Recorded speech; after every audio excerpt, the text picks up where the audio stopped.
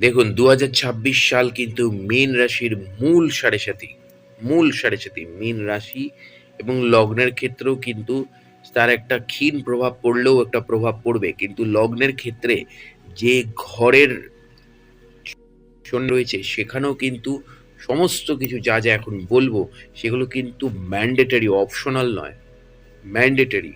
ঠিক আছে? তো এক্সাক্টলি যেখানে আপনার লগ্নে শনি রয়েছে, অর্থাৎ রাশির ক্ষেত্রে সাড়ে সাথী এবং লগ্নের ক্ষেত্রে কিন্তু লগ্নে শনি, মানে ফার্স্ট হাউসে শনি।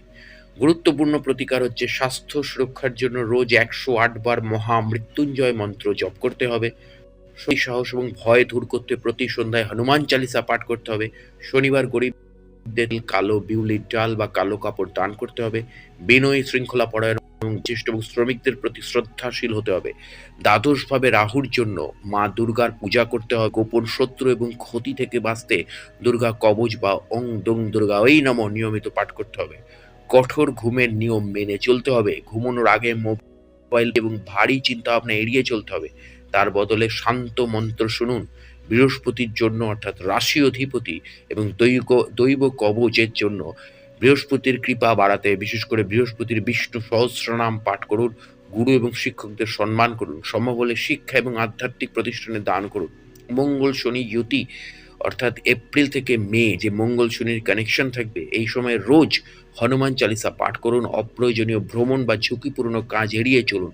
শরীর সুস্থ থাকলে মঙ্গলের প্রতীক হিসেবে মঙ্গলবার একটু একটু রক্ত দান করতে পারেন। ২০২৬ সালে মীন রাশির যেগুলো করতেই হবে সেগুলো হচ্ছে আপনাদের মাথায় রাখতে হবে, কিন্তু স্বাস্থ্য এখানে অনেক বড় ফ্যাক্টর।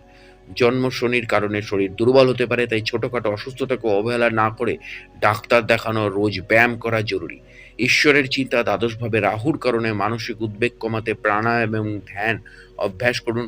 বিদেশ যাত্রার ক্ষেত্রে যারা বিদেশে যেতে চান তাদের জন্য একটি উপযুক্ত সময়, চেষ্টা চালিয়ে যান, কিন্তু গুরুত্ব বা জুন থেকে অক্টোবরের মধ্যে করে ফেলার চেষ্টা করুন, কারণ এই সময়টা কিন্তু বৃহস্পতি তুঙ্গি থাকবে।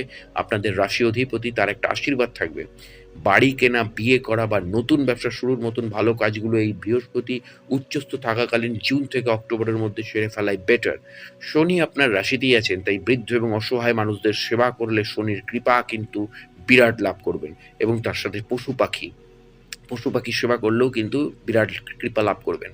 ২০২৬ সালে মীন রাশির যেগুলো করতে হবে সেগুলো হচ্ছে, জন্ম শনি আপনার অলসতা বাড়িয়ে দেবে, তাই কাজ ফেলে রাখবেন না। কাল করব বললে কিন্তু এই রাবণের স্বর্গের সিঁড়ি বাঁধার মতন অবস্থা হয়ে যাবে, আর বাঁধতেই পারবেন না।